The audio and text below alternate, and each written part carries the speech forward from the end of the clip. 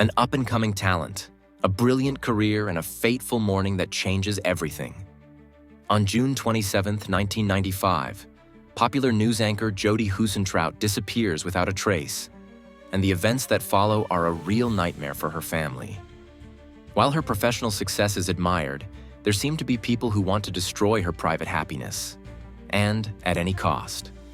What remains are her inconsolable family and numerous unanswered questions, which we will try to answer today.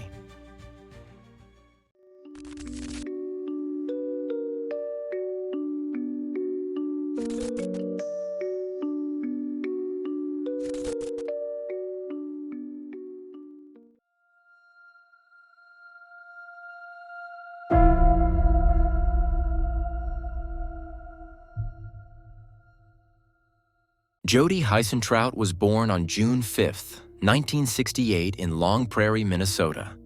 She's the youngest in the family. She grows up in Long Prairie, where she later attends high school and is passionate about golf.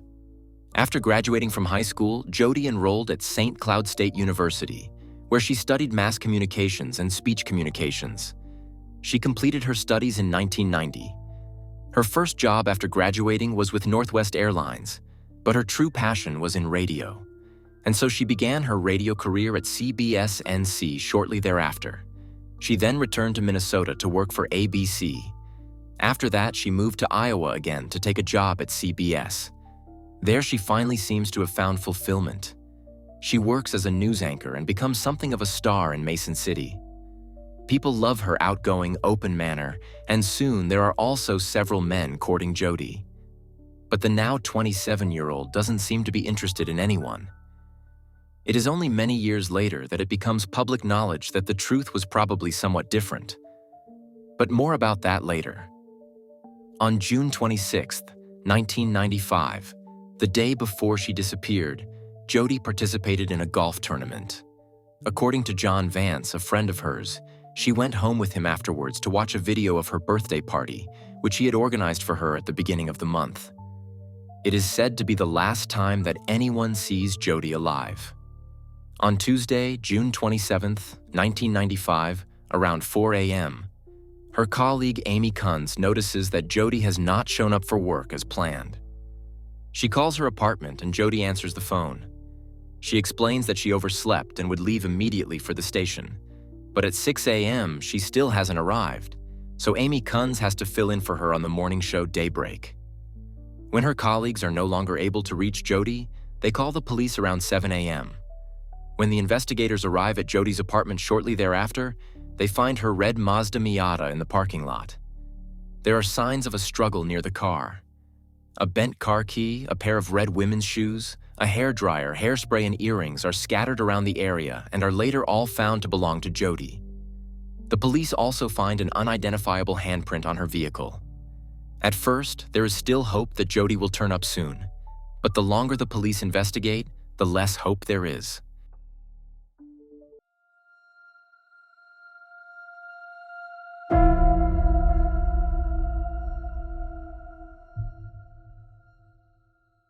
Investigators question several neighbors in Jodi's apartment complex. They report hearing screams around the time Jodi would have likely left for work. In addition, a neighbor reported seeing a white Ford Econoline in the parking lot at around the same time. Police Chief Jack Schleiper said, "Some people heard a few noises. Others described them as animal noises." 2 days after Jodi's disappearance, Police Chief Schleiper stated that he now believed a crime had been committed due to new information. The police are being assisted by the FBI in their investigation. They are searching the area where Jodi lives and along the nearby Winnebago River. Investigators find clothing on the riverbank. However, it is not possible to say for sure whether it belongs to Jodi. At this point, the case is still classified as a missing persons case, which indicates that the police still hope to find Jodi alive. It is not ruled out that someone was in Jodi's apartment before she disappeared. However, there is no evidence of this at this point. Since there are no signs of a struggle in her apartment, it can be assumed that the attack took place at her car. Jodi never told the police about a stalker. All we know is that she met a lot of people through her job and that some of them were admirers. She only contacted the police once, About 9 months before her disappearance, she told the officers that she thought a man in a white truck had been following her while she was out jogging. She had also mentioned it to friends and said she was afraid to go to work when it was dark. Jodi had also considered quitting her job and moving back near her old home, but she never did. Her disappearance shocked the residents of Mason City. The news anchor quickly won the sympathy of most residents with her bright manner, and her disappearance affected many of them deeply. With the police investigation stagnating, Jodi's family hires private investigators in September 1995. They try to shed light on the case and appear on several national television programs, including America's Most Wanted and Unsolved Mysteries. In November 1995, she and members of Jodi's family traveled to Los Angeles to meet with 3 well-known psychics. This meeting is televised and serves as a pilot for the television show Psychic Detectives.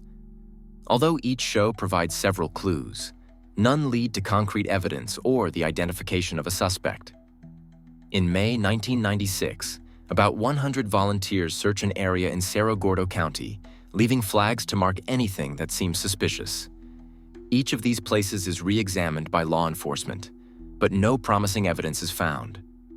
The police and private investigators conduct more than 1,000 interviews, but none lead to conclusive evidence or a suspect. Jodi Huisentruit is legally declared dead in May 2001. In 2003, the website findjodi.com was set up by Minnesota TV journalists Josh Benson and Gary Peterson to keep the case from being forgotten and to provide a central point for collecting information. At the beginning of June 2008, photocopies of the 84 pages of Jodi's personal diary were sent anonymously to a local newspaper. The Mason City Globe-Gazette received the material in a large envelope with no return address and a postmark from Waterloo dated June 4th. The original diary has been in the possession of the law enforcement agency since the beginning of the investigation. Within days, the Mason City Police Department said the sender had come forward and was identified as the wife of the former Mason City police chief. Police said the former police chief took a copy of the diary with him when he left office, but did not say why the woman sent it to the newspaper. In March 2017, a search was carried out at the home of Jodi's acquaintance John Vance, who was the last person to see her alive. Since he's no longer a suspect, it can be assumed that the search was unsuccessful.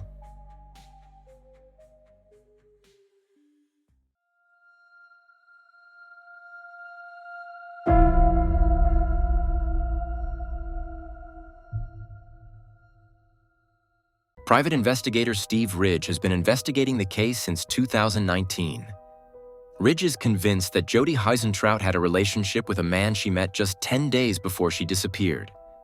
According to Ridge, Jodi met this man in a bar, and the two quickly developed an intense relationship. They saw each other 8 out of 10 days and only didn't see each other on the other 2 days because Jodi was out of town.